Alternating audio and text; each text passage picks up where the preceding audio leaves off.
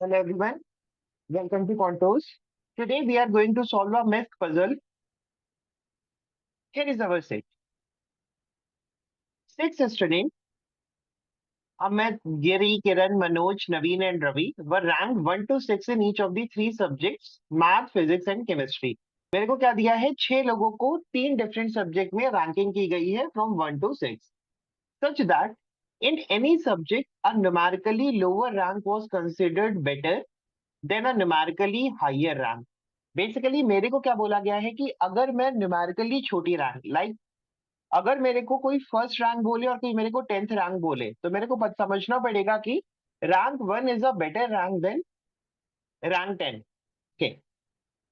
Further it is known that no two student receive the same rank in any subject. Okay, इसका मतलब है जब आप physics math या केमिस्ट्री के बारे में बात करोगे तो आपको क्या ध्यान रखने का है कि मैथ में किसी भी दो स्टूडेंट का सेम रैंक नहीं हो सकता. लाइकवाइज फिजिक्स एंड केमिस्ट्री में भी किसी स्टूडेंट का सेम रैंक नहीं हो सकता. And no student receive the same rank in any two subject. इसका मतलब है अगर कोई स्टूडेंट ए है तो उसकी मैथ फिजिक्स और केमिस्ट्री में से किसी भी दो सब्जेक्ट में सेम रैंक नहीं हो सकती. फॉर एग्जाम्पल मैं ए को मैथ में सेकेंड रैंक एंड फिजिक्स में सेकेंड रैंक नहीं दे सकता. Okay. The following table provides for each of the six students the sum of the rank received by him across the three subjects. मेरे को table में क्या दिया है कि उसने तीनों सब्जेक्ट की रैंकिंग का summation. Okay. And the difference between highest rank and the lowest rank received by him in any subject. देखो मेरे को टेबल में दो चीजें दी हैं. पहला चीज है कि sum of rank. Sum of rank क्या? जैसे उसकी मैथ में कुछ आई, फिजिक्स में कुछ आई, केमिस्ट्री में कुछ आई, तो ये सम ऑफ रैंक क्या बताएगा? फिजिक्स की रैंक प्लस केमिस्ट्री की रैंक प्लस मैथ की रैंक. ओके. और डिफरेंस इन रैंक क्या बता रहा है मेरे को? वो दिया है जो भी मेरे को हाईएस्ट रैंक मिलेगी minus lowest rank. Okay. Maximum minus minimum मेरे को क्या लिखने का है? डिफरेंस. अब वो किसी भी सब्जेक्ट में हो फर्क नहीं पड़ता. फिर मेरे को टेबल दिया है कि अमित का sum of rank is 8, difference in rank is 3, kind of ऐसा कुछ. आगे मेरे को क्या दिया है? Further, it is known that the student who received the third rank in math received 4 rank in chemistry. Okay, जिसको आप मैथ में थर्ड रैंक दोगे उसको आप केमिस्ट्री में कौन सा रैंक देने वाले हो? Fourth. Okay. The student who received the first rank in maths received the sixth rank in physics. जिसको मैथ में फर्स्ट रैंक मिली है उसको फिजिक्स में कितनी रैंक मिली है? 6. इस तरह का मेरे को डेटा दिया. अब देखिए इस सेट को हम किस कैटेगरी में डालते हैं? Basically, this set is based on number crunching and Sudoku solving skill. Number crutching क्यों? बिकॉज मेरे को नंबर्स को ब्रेक कर करके क्या करने का है? एक नंबर फॉर्म करने का है. जैसे मेरे को यहाँ पे 3 सब्जेक्ट दिए, फिजिक्स केमिस्ट्री एंड मैथ. तो मेरे को क्या करने का है? 3 नंबर का समेशन 8 बनाने का है या 10 बनाने का है, जो भी दिया गया है. ओके. तो ये चीज हमने गेम्स एंड टूर्नामेंट में भी की थी. बट द डिफरेंस इज कि गेम्स एंड टूर्नामेंट में मेरे को ऑलरेडी बहुत कम पॉइंट दिए रहते हैं. मेरे को 2 या 3 नंबर्स के थ्रू बनाना होता है. लेकिन यहाँ पे हमारे पास क्या है? हमें 6 रैंक्स दिए हैं 1 to 6. तो जो मेरा नंबर का रेंज है वो थोड़ा बढ़ जाएगा. Now I can use ranking from 1 to 6. तो मेरे को 3 नंबर यूज करने हैं फ्रॉम 1 to 6 जिनसे मेरे को डिफरेंट डिफरेंट समेशन बनाने के. सुडोकू सॉल्विंग स्किल क्यों? बिकॉज जैसे सुडोकू में आप करते हो ना कि हर कॉलम और हर रो में डिफरेंट नंबर आ रहा है, तो वैसे ही मेरे को ये ध्यान भी रखने का है कि हर रो और हर कॉलम में डिफरेंट नंबर है. ओके. उसके बाद हमसे पूछा गया है who receive first rank in chemistry, what is the difference, how many student who among the following. तो ज्यादा प्रॉब्लम नहीं. ठीक है. उसके बाद मेरे से क्या पूछा गया है? Who receive the first rank in chemistry, what is the difference between the rank received by Giri in physics and that received by Ravi in math. Okay. Option दिए हैं, दोनों में कैन नॉट बी डिटरमाइन नहीं है. How many student received a better rank than Ravi in both math and chemistry. मेरे को ध्यान रखना है कि दोनों होने चाहिए. Okay. Who among the following received the same rank in physics as Giri received in math. तो मेरे को ये बताना है जो गिरी की मैथ में रैंक है वो ही सेम रैंक फिजिक्स में किसकी है. ओके. तो देखिए इसका टेबल हमें कुछ इस तरह से फॉर्म कर लेना चाहिए. ओके. अब मुझे क्या पता करना है कि भाई अमित, गिरी, किरण, मनोज की मैथ फिजिक्स केमिस्ट्री में क्या क्या रैंक है. So how should I use this table actually? सबसे पहले मेरे को अपनी इन्फो पे प्रोसेस करने का है, जो मेरे को ये कंडीशन थी। The student who receive third rank in math receive four rank in chemistry. तो आप जिसको मैथ में थर्ड रैंक देने वाले हो, आप उसको केमिस्ट्री में कौन सा रैंक दोगे? फोर्थ। उसके बाद मुझे दूसरा पॉइंट क्या दिया है? The student who receive first rank in math receive sixth rank in physics. जिसको मैथ में फर्स्ट रैंक मिलने वाली है, उसको फिजिक्स में कौन सी रैंक मिलने वाली है? सिक्स। नेक्स्ट थिंग इज, अब मेरे को समेशन और रैंकिंग ब्रेक करना पड़ेगा। How I will be solving this one? जैसे अमित का मेरे को पता है सम ऑफ रैंक इज 8, तो मेरे को पता है 3 नंबर का समेशन 8 आना चाहिए। And the range of number I can use is that is from 1 to 6। मेरे को यही नंबर यूज करने के। यहाँ पे मैं डिफरेंस को दो तरीके से यूज कर सकता हूँ। मैं सोच सकता हूँ कि भाई 3 नंबर का समेशन 8 आ रहा है, और उसके बाद मैं डिफरेंस इन रैंक उसमें हिट एंड ट्रायल करके देखूं कि भाई कौन सा नंबर मैच करेगा। Second thing I can use is, अगर मैं ऐसा सोचूं कि मैंने अमित को किसी एक सब्जेक्ट में सेक्स दिया है, फर्क नहीं पड़ता है मैथ फिजिक्स या केमिस्ट्री, बिकॉज इसका मैक्सिमम माइनस मिनिमम का डिफरेंस कितना है? 3। तो मेरे को जो सबसे छोटी रैंक इसको देनी है, मतलब जो सबसे छोटा नंबर देने का है, वो क्या देने का है? 3। मैक्सिमम माइनस मिनिमम का मतलब क्या हो जाएगा? आप बोलोगे कि भाई रैंक 1 और रैंक 5, तो डिफरेंस इज बेसिकली 4। अगर मैं ऐसे बोलूं रैंक 1 माइनस रैंक 5, तो मैं बोलूंगा डिफरेंस इज बेसिकली 4। डिफरेंस में हमें बड़े में से छोटे को माइनस करना होता है। ठीक है, तो हम यहाँ पे सिर्फ डिफरेंस पिक कर रहे हैं। ठीक है, तो मैंने कहा मैं बड़े से बड़ा नंबर इसको दे सकता हूँ किसी भी रैंक में 6, और 6 - 3 ही डिफरेंस 3 आएगा। बट द प्रॉब्लम है कि अगर मैंने अब 3 डिफरेंस लिया, तो 6 और 3 का समेशन हो जाएगा 9, विच इज नॉट पॉसिबल। तो मैं नेक्स्ट नंबर ट्राई करूंगा, दैट शुड बी 5। 5 के साथ डिफरेंस शुड बी 2। लेकिन मेरे को समेशन 8 करने के लिए जो नंबर यूज करना है, that is 1। But the problem है कि मिनिमम रैंक कितनी हो जाएगी? 1। तो यहां से मैंने दो चीजें सीखी। पहली चीज क्या है कि मैं मैक्सिमम नंबर कोई भी रैंडमली ले लूंगा, उसके बाद डिफरेंस यूज करके मिनिमम नंबर ले लूंगा। और जो ये मेरे को सेंटर वाला नंबर मिलना चाहिए, ये मिनिमम से बड़ा मिलना चाहिए लेकिन मैक्सिमम से छोटा मिलना चाहिए। जब तक मेरा ये सिनारियो सेटिस्फाई नहीं होगा, तब तक हमारा समेशन बनना पॉसिबल नहीं है। मेरे को अमित के दो हिट एंड ट्रायल से ये चीज सीखने को मिली। तो मैंने कहा अब अमित के लिए अगला नंबर सोचते हैं, दैट शुड बी 4। 4 के बाद अगर मेरे को डिफरेंस 3 लाने का है, तो मेरे को सबसे छोटी रैंक इसको 1 देनी पड़ेगी, मतलब सबसे छोटा नंबर 1 देना पड़ेगा। और 4 + 1 = 5, तो मेरे को बीच में जो नंबर लेने का है, दैट इज 3। क्योंकि रिपीटिशन नहीं करना है, तो हमें ध्यान रखना है कि हम सेम नंबर को दो बार ना लें। अगला नंबर हम सोचते हैं, दैट शुड बी 3। अब देखो, अगर आपको 3 के साथ डिफरेंस लेने का है, तो this number should be 0, which is not possible.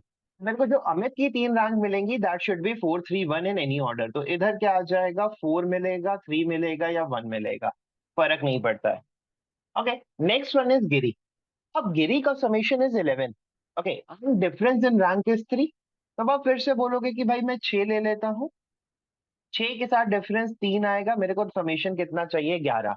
अब आप बोलोगे 6 3 9, बीच में नंबर आना चाहिए 2 for summation 11, but this is not possible because मेरे को बीच वाला नंबर जो है वो मिनिमम से बड़ा रखने का है। ओके, अब मैं अगला नंबर लूंगा 5, बिकॉज मेरे को 5 के साथ डिफरेंस लेने का है 3, तो मेरा सबसे छोटा number that I can use is 2। मेरे को समेशन कितना बनाने का है? 11। तो जो बीच में नंबर आएगा, दैट शुड बी 4। ओके, और जब मैं 4 लूंगा, तो मेरे को 4 के साथ जो डिफरेंस मिलेगा, दैट इज 1। और अब जब मैं यहाँ नंबर लूंगा, तो यहाँ पे 6 आ जाएगा। अगेन द प्रॉब्लम है कि भाई ये नंबर जो है वो मैक्सिमम से छोटा है, बड़ा आ रहा है, तो ये केस भी पॉसिबल नहीं है। तो गिरी के लिए जो 3 रैंक्स पॉसिबल होंगी, that should be 5 4 2 in any order. Next one is Kiran. अब आप देखो, किरण के लिए जो नंबर है वो बहुत छोटा है, वो सिर्फ 6 है, और difference in rank is 2 actually. Okay, तो मेरे को यहाँ पे सोचना चाहिए यार कि 3 कॉन्जिक्यूटिव के बीच का डिफरेंस 2 आता है, बट कोई बात नहीं। अब आप सोचोगे भाई मैं किरण के साथ 6 से स्टार्ट नहीं कर सकता। ओके, बिकॉज फिर बाकी दोनों में 0 लेना पड़ेगा, विच इज नॉट पॉसिबल। अगर मैं 5 लूंगा, तो 5 के साथ जो डिफरेंस आएगा, that should B 4, sorry that should B 3। तभी मेरे को डिफरेंस 2 मिलेगा, अगेन नॉट पॉसिबल। 4 के साथ मेरे को 2 लेना पड़ेगा, 6 हो जाएगा, नॉट पॉसिबल बिकॉज मेरे को बीच में 0 लेना पड़ेगा। और जैसे ही मैं 3 लूंगा, 3 के साथ डिफरेंस हो जाएगा 1, और बचा रह जाएगा 2। तो किरण के लिए जो पॉसिबिलिटी है, दैट इज 3 2 एंड 1। नेक्स्ट पे चलते हैं, दैट इज 12। अब देखिए 12 के लिए आप क्या करोगे? Again you will be starting with 6। ठीक है, लेकिन यहाँ पे डिफरेंस बहुत बड़ा है, डिफरेंस इज एक्चुअली 5। और 5 डिफरेंस आना फ्रॉम 1 to 6 तभी पॉसिबल है जब आप 6 और 1 लो। बाकी कोई भी कॉम्बिनेशन आपको डिफरेंस में 5 नहीं दे पाएगा। तो 6 माइनस 1 इज 5 एक्चुअली।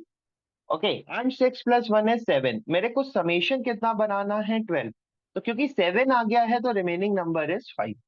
तो जो मनोज की 3 रैंक्स होंगी that should be 6, 5, 1 in any order. इसके बाद नवीन की रैंकिंग पे चलते हैं। नवीन की ranking is 13 and difference is 3। Again will be starting with 6। मेरे को समीशन 13 बनाना है। अगर मैं 6 लेता हूं तो डिफरेंस 3 लेने के लिए मेरे को 3 लेना पड़ेगा। 6 प्लस 3 इज 9। 9 से 13 जाने का ऑप्शन क्या हो जाएगा? 4, विच इज पॉसिबल। अब जब मैं 5 और 2 का डिफरेंस लेता हूं फॉर मेकिंग डिफरेंस 3, तो अगेन द प्रॉब्लम इज ये हो जाएगा 7 और मेरे को 6 लेना पड़ेगा, which is not possible. Okay, finally Ravi के लिए भी मेरे को 13 बनाने का है। ओके, रवि के लिए क्या ऑप्शन रहेगा? आप बोलोगे 3 नंबर्स जिनका समेशन 13 होना चाहिए बट डिफरेंस शुड बी 4। तो आप बोलोगे 6 और 2 से डिफरेंस 4 आता है। आप बोलोगे 6 प्लस 2 इज 8, तो बीच में नंबर आना चाहिए 5। ओके, फिर आप एक बार रैंक कम करोगे, बोलोगे 5 और 1 से भी 4 आता है। अब मेरे को समेशन के लिए बीच में नंबर चाहिए 7, विच इज नॉट पॉसिबल बिकॉज मेरे को रैंकिंग 1 to 6 के बीच में मिल रही है। तो मेरे को जो रैंक्स मिल जाएंगी नवीन एंड रवि की, that should be 6, 4 and 3 for Naveen and 6, 5 and 2 for Ravi. Okay, यहां तक हमारा सेट जो है वो नंबर क्रंचिंग पे बेस्ड था कि आप नंबर्स को कैसे ब्रेक करते हो, किस तरह से पॉसिबल रैंक्स फाइंड आउट करते हैं। नेक्स्ट थिंग मेरे को क्या दिया है? जिसको मैथ में फर्स्ट रैंक मिल रही है उसको फिजिक्स में 6th रैंक मिल रही है, और जिसको मैथ्स में 3rd रैंक मिल रही है उसको केमिस्ट्री में 4th रैंक मिल रही है। अब मेरे को क्या देखने का है? ऐसा आदमी जिसको 1 और 6 दोनों रैंक्स मिल रही है।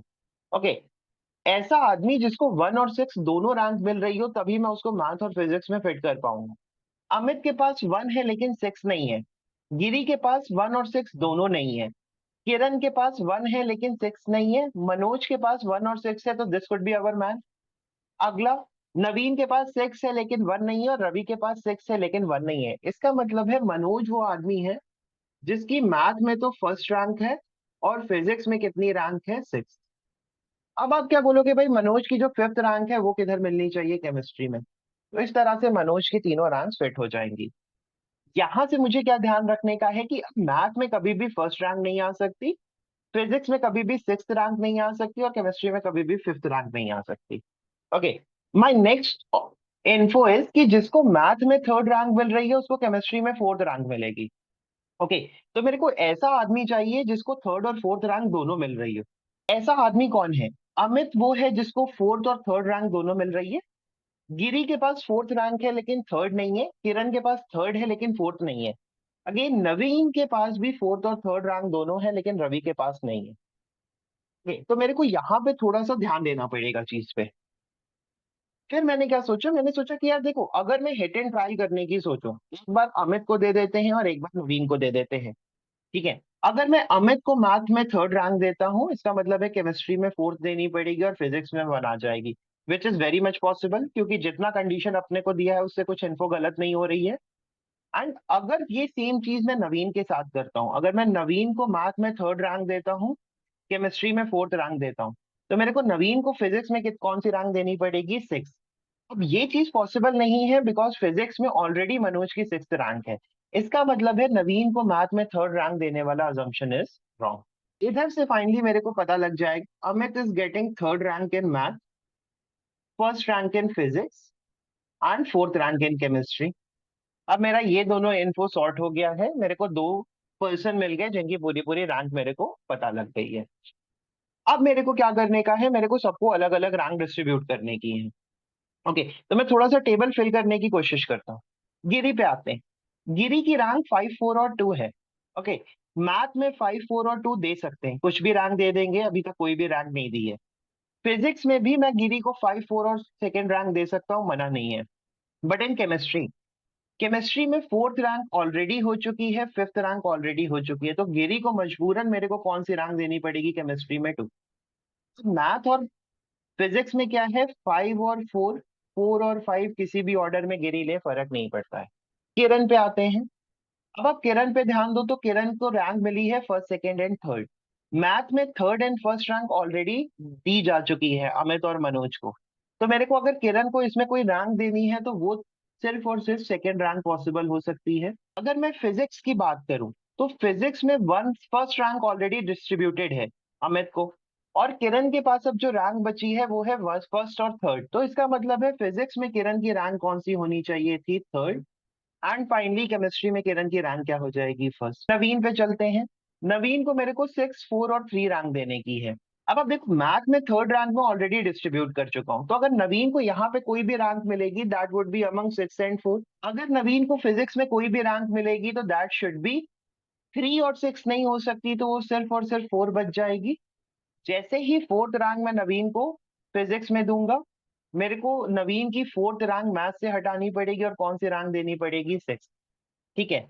और जैसे ही मैंने यहाँ पे नवीन को फोर्थ रैंक दी फिजिक्स में, मेरे को फिजिक्स से फोर्थ रैंक गिरी की हटानी पड़ेगी और गिरी के पास जो रैंक बचेगी दैट शुड बी फिफ्थ। क्योंकि गिरी की फिजिक्स में फिफ्थ रैंक आ गई है तो आपको मैथ से फिफ्थ रैंक हटानी पड़ेगी और गिरी के पास मैथ्स में कौन सी रैंक बचेगी, फोर्थ। एंड नवीन की जो फाइनल रैंक है थर्ड, वो कहाँ पे चली जाएगी, केमिस्ट्री में। तो आप मैथ्स में देखो तो first second third fourth six use कर ली है, तो रवि के पास सिर्फ फिफ्थ रैंक का ही ऑप्शन बचा। फिजिक्स में आप देखोगे फर्स्ट थर्ड फोर्थ सिक्स और फिफ्थ यूज कर ली है, तो सिर्फ सेकेंड रैंक का ऑप्शन बचा। एंड जो लास्ट रैंक है that is six of Ravi. इस तरह से हमारा पूरा टेबल फॉर्म हो जाएगा।